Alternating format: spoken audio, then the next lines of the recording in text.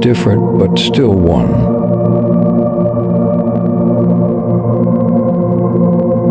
Harmonize differences, strengthen unity for a strong Indonesia. Happy Pancasila birthday.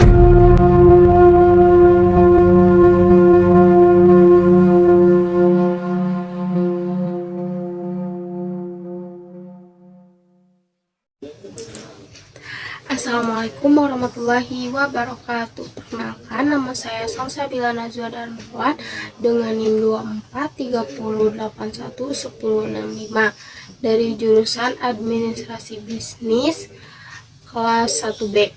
Ini saya buat untuk memenuhi nilai UTS Pendidikan Pancasila dengan dosen pengampu Ibu Eriska Ginalita Dwi Putri SHMH. Di sini saya akan menjelaskan Pancasila sebagai pandangan hidup bangsa Indonesia dalam kehidupan berbangsa dan bernegara.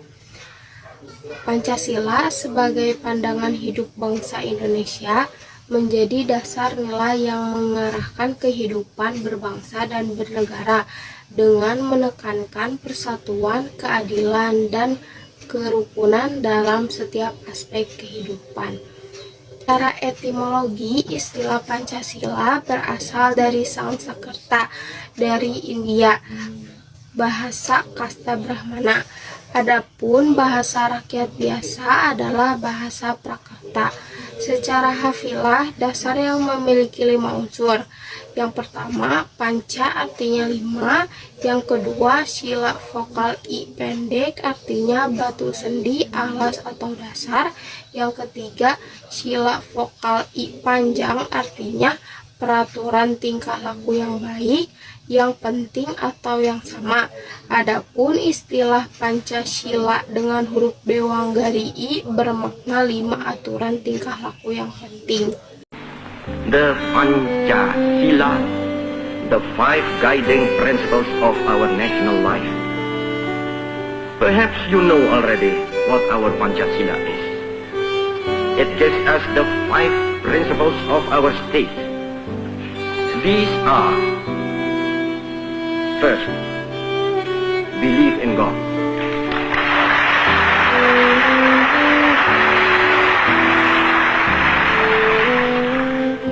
Second, nationalism. Third,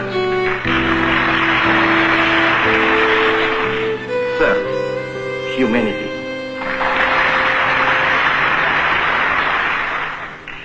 Fourth, democracy.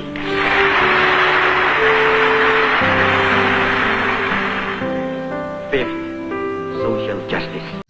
Pancasila sebagai pandangan hidup dan dasar negara Indonesia memiliki peran yang sangat mendalam dalam membentuk karakter bangsa dan menentukan arah kebijakan negara.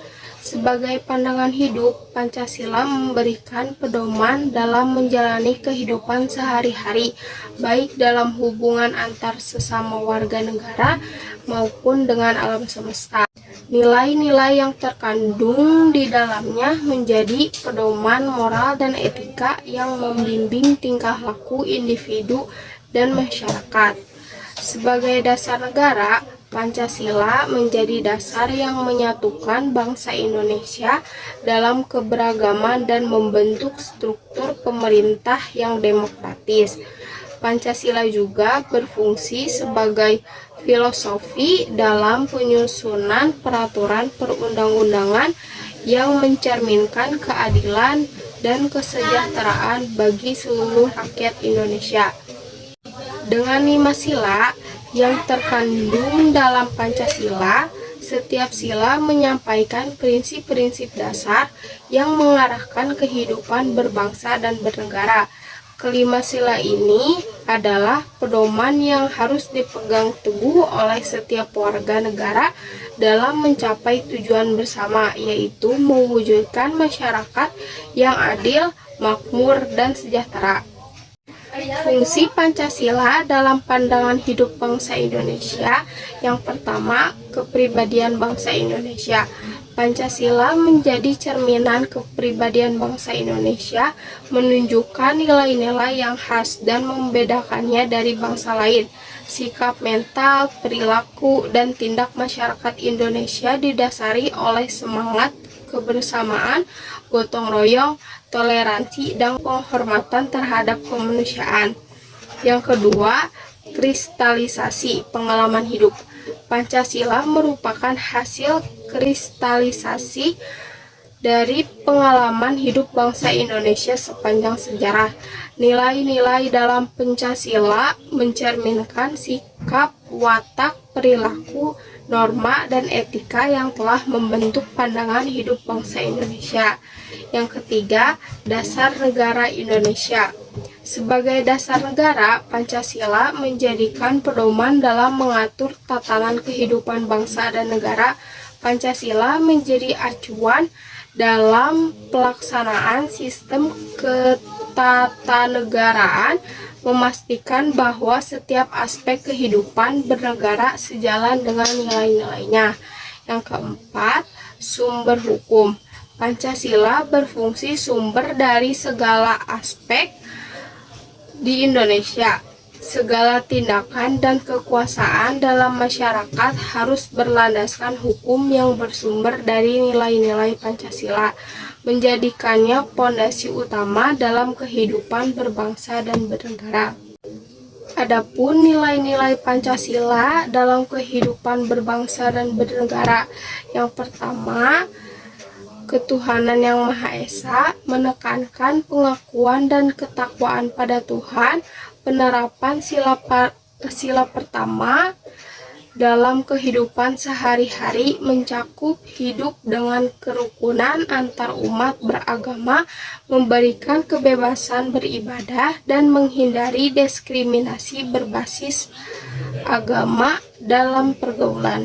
Contohnya, berdoa dan mengucapkan rasa syukur setiap hari. Berdoa dan bersyukur setiap hari itu berarti kita menyempatkan diri untuk bicara dengan Tuhan.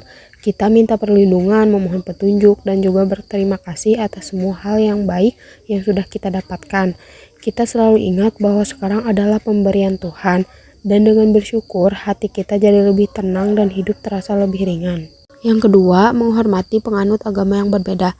Berarti kita menerima keberagaman keyakinan dengan sikap terbuka dan penuh penghargaan. Itu artinya tidak memaksakan keyakinan kita pada orang lain, tidak merendahkan atau menghina kepercayaan mereka, dan bersikap adil dalam memperlakukan setiap orang. Sikap ini mencerminkan toleransi dan rasa kemanusiaan yang menjadi dasar hidup rukun dalam keberagaman. Yang ketiga, beribadah sesuai keyakinan masing-masing. Artinya, setiap orang berhak menjalankan ajaran agamanya dengan tenang, tanpa merasa takut atau tertekan. Ini bentuk kebebasan untuk mendekatkan diri kepada Tuhan dengan cara yang diyakini benar. Yang kedua, kemanusiaan yang adil dan beradab.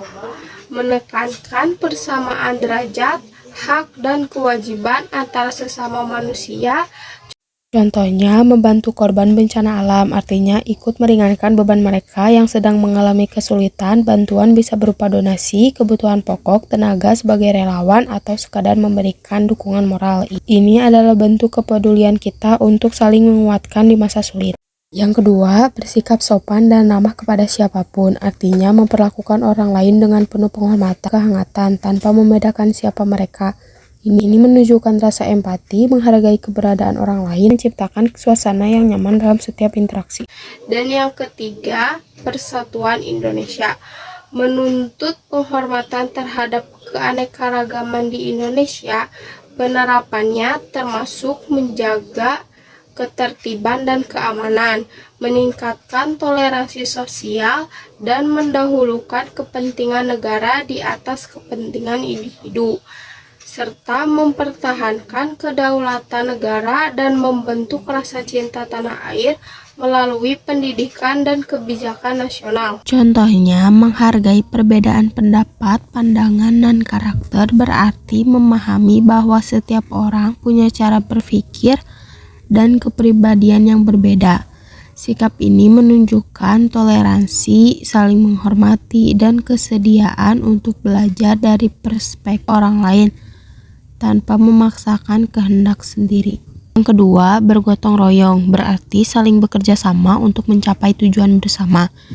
Dengan berbagai tugas dan tanggung jawab, sikap ini menunjukkan semangat kebersamaan dan kepedulian, di mana setiap individu berkontribusi sesuai kemampuan untuk meringankan beban orang lain. Yang ketiga, menghormati lambang negara, berarti menunjukkan sikap yang penuh penghargaan terhadap simbol negara, seperti bendera dan lambang negara, sebagai tanda dari jati diri dan kebanggaan bangsa. Sikap ini menggambarkan rasa cinta tanah air dan komitmen untuk menjaga kehormatan. Dan sila keempat, kerakyatan yang dipimpin oleh hikmat kebijaksanaan dalam permusyawaratan perwakilan, mengutamakan kepentingan rakyat dan musyawarah dalam pengambilan keputusan.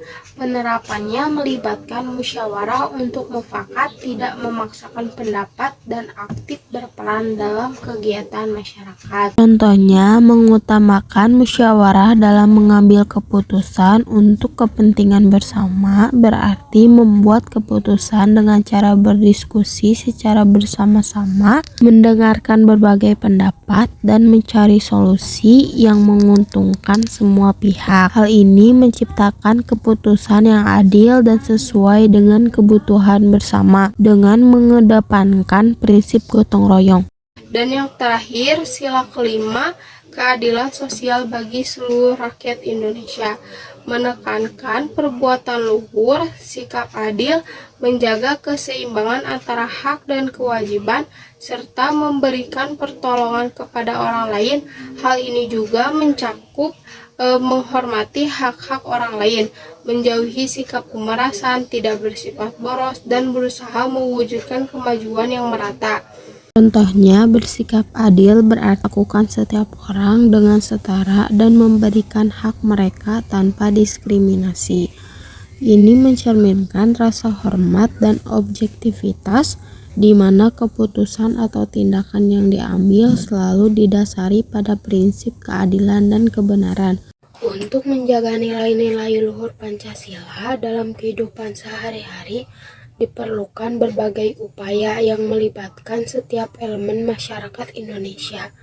Pancasila sebagai dasar negara bukan hanya simbol semata, tetapi harus hidup dalam praktik nyata, baik di tingkat individu, masyarakat, maupun negara.